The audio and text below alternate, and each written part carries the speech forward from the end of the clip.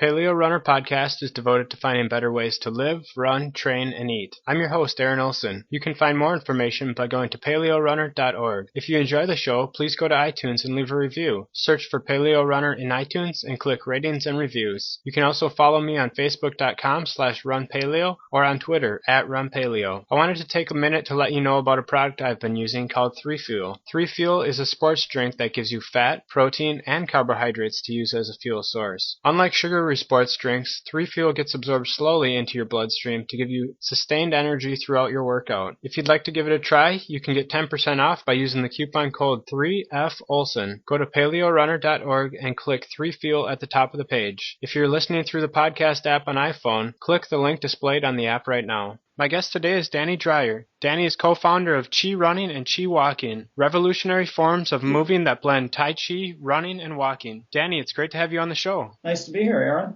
So tell me a little bit about what exactly Chi Running is. Well, Chi Running, I started it back in 1999. I was an ultra marathoner. And Chi Running is really what I've learned as a compilation between what I've gotten from my practice of ultra marathon running, because that's what I was back then, and my practice of Tai Chi, which I actually started in about 1998 or something like that. So at one point, I was really trying to work to be a better, more efficient runner. And once I started blending what I was learning with my Tai Chi, with my running things, all of a sudden it rocked my boat. I mean, it completely made me more efficient, especially at the really long distances.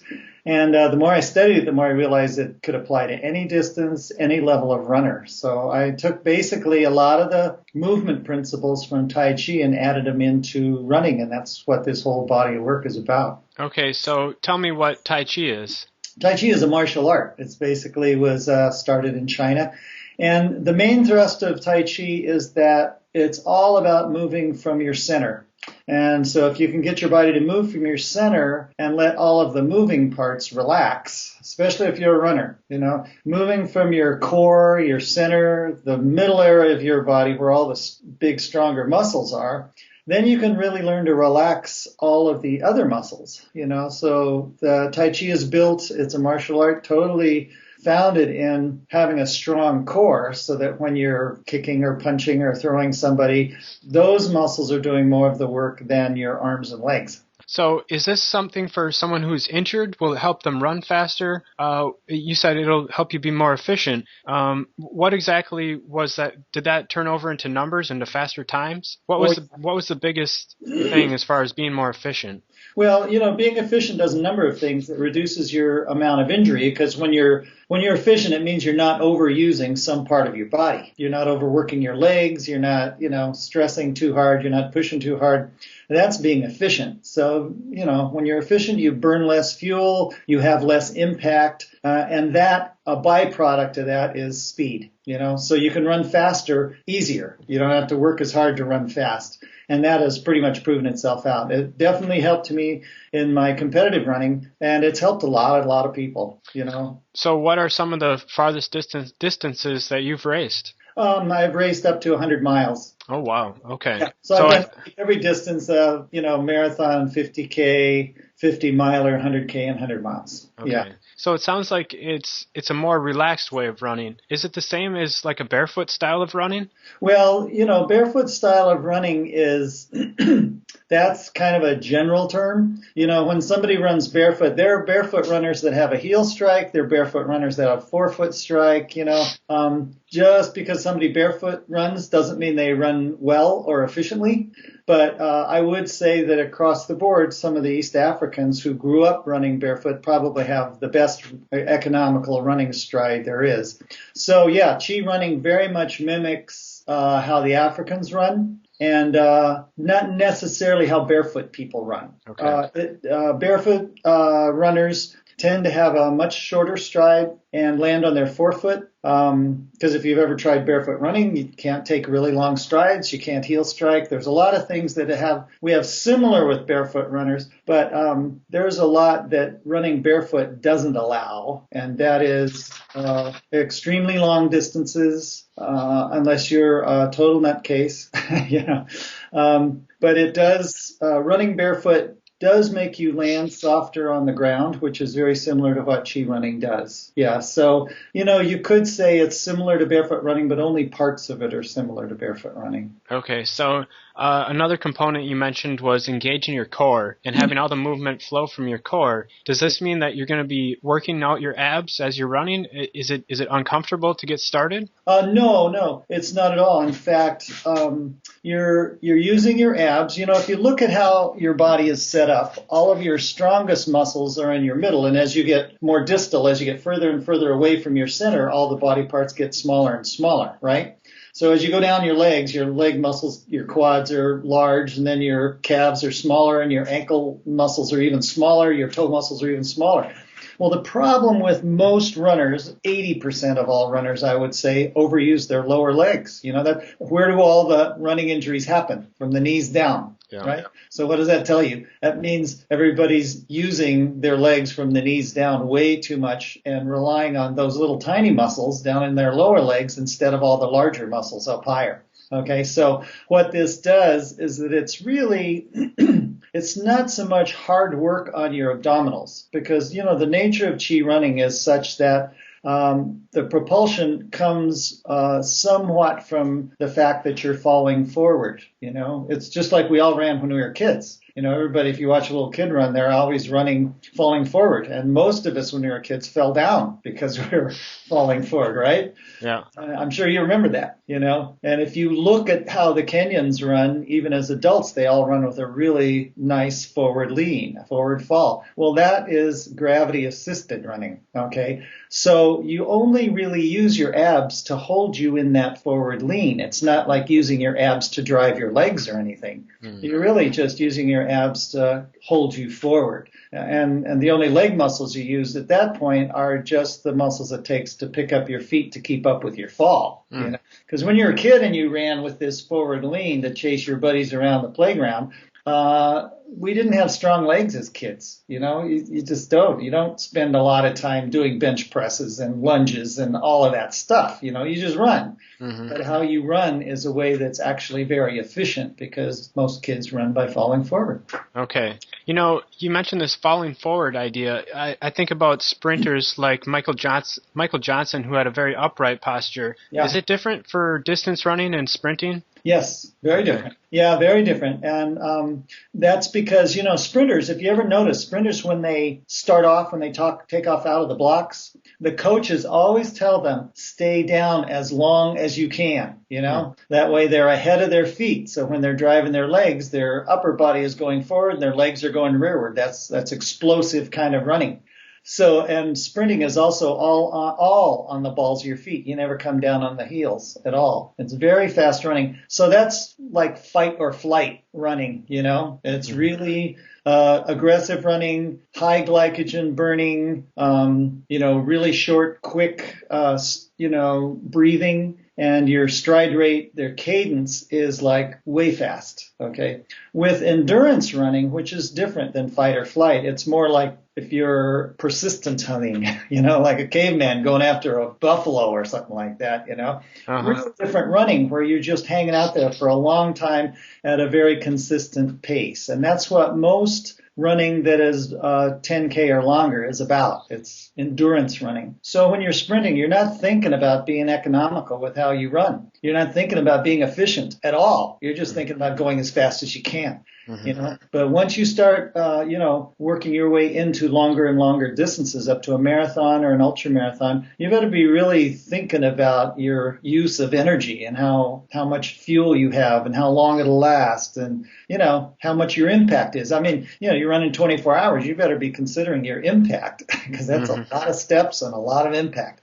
So as you get longer, you get slower. Okay. So you got to run accordingly. Okay.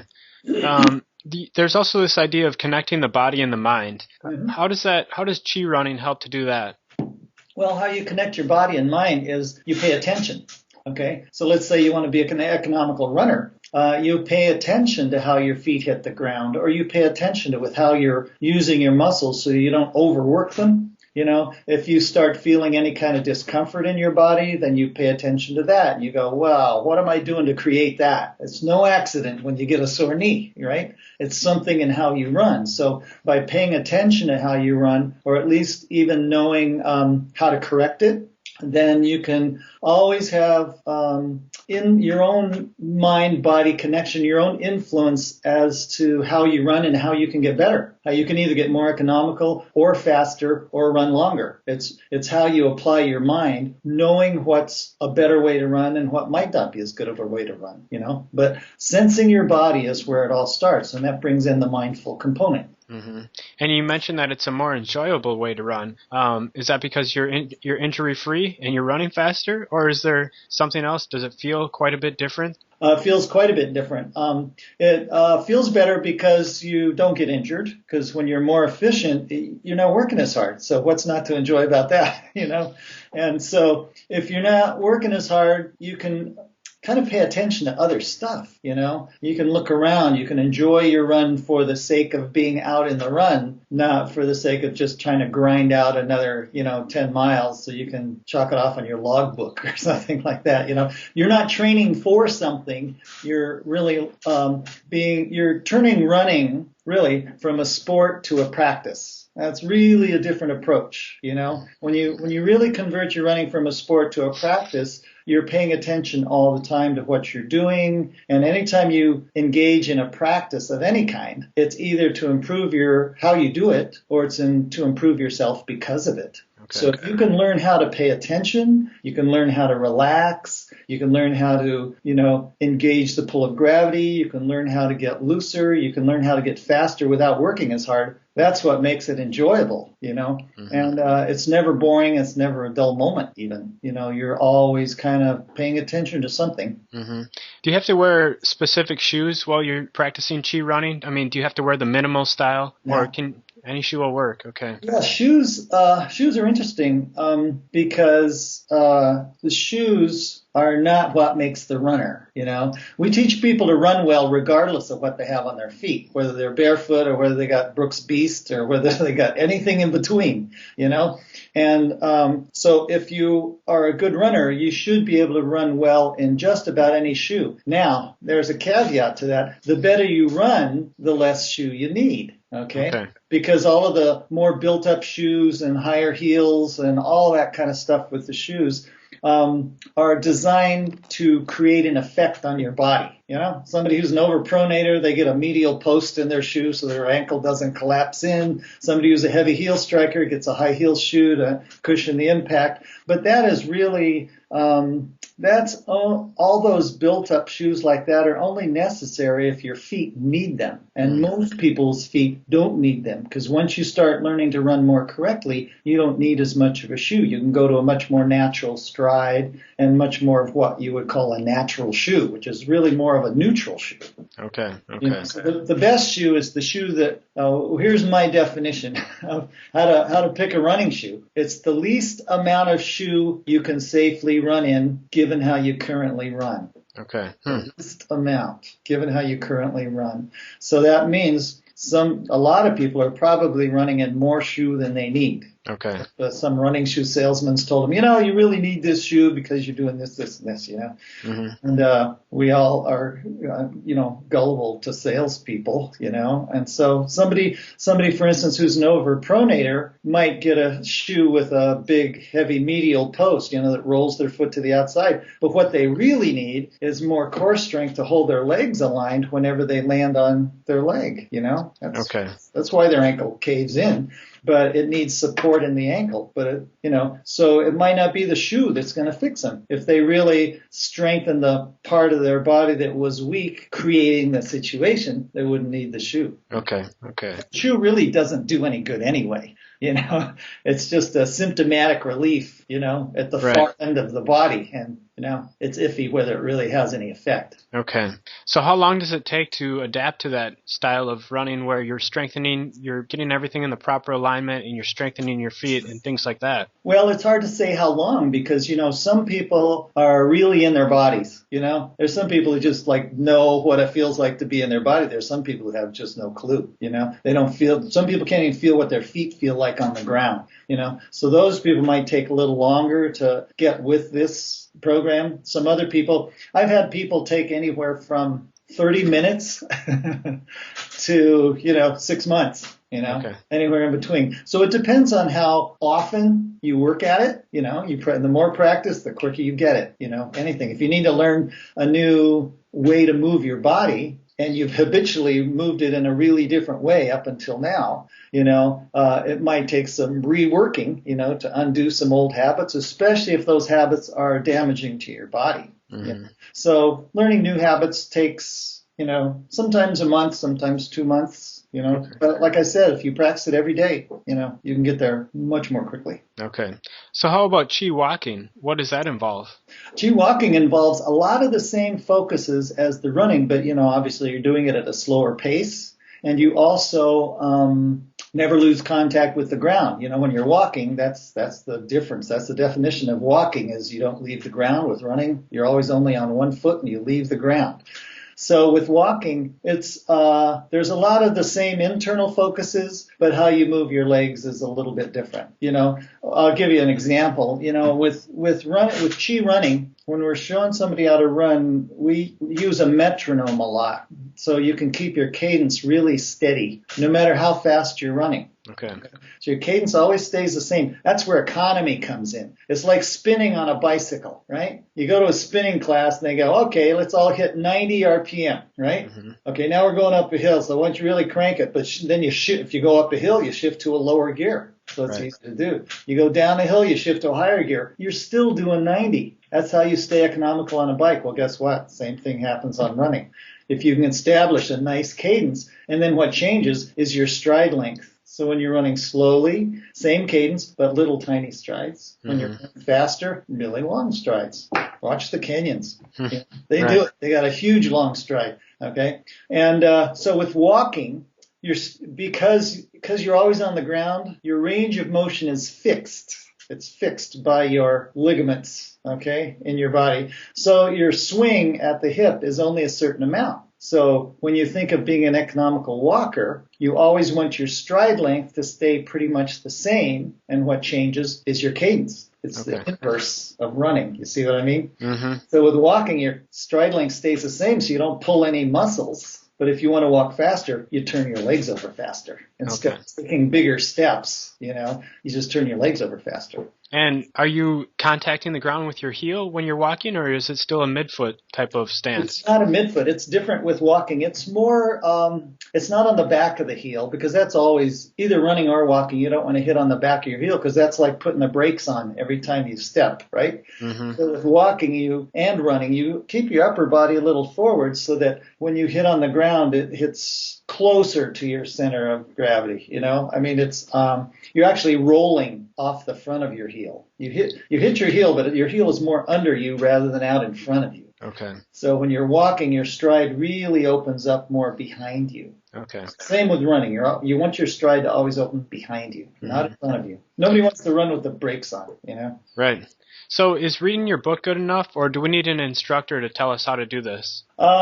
Some people are really good book learners, and so some people have learned it through the book, but I would also suggest that people work with an instructor, because there's nothing like one-on-one. I just got back from teaching last weekend in Seattle and had, 40 people in the class. 39 of them had already read the book, but they came to the class to get checked out to see how they were doing, because it just really helps to have a good set of eyes looking at you. We also, not just the book, but we also have a DVD. Okay. You can watch a video example of how it looks. And then we also have an app for the iPhone, and the Android version's coming out in about a month. But there's an app you can download, if you like to run with an iPhone or something like that, you can be talked through it. So there's various ways to learn it besides just the book, yeah. Okay, great. Well, Danny, it's been really interesting talking with you today. I appreciate you taking the time to come on the show. No problem. Where do you suggest people go to find out more? They can go to chirunning.com or chiwalking.com if you're a walker. And we have lots of, tons of articles. We have a whole library of things. We have And then a whole part of the website is all the learning materials, so people can go there and get look at the DVDs or arrange for a class, an instructor. You can find everything you need to know about it. Just go to the website. Great. Well, it's been a pleasure talking with you today, Danny. Thanks so much for being on the show. Yeah, thanks, Aaron. You've been listening to another episode of PaleoRunner Podcast. For more information, go to PaleoRunner.org. Thanks for listening.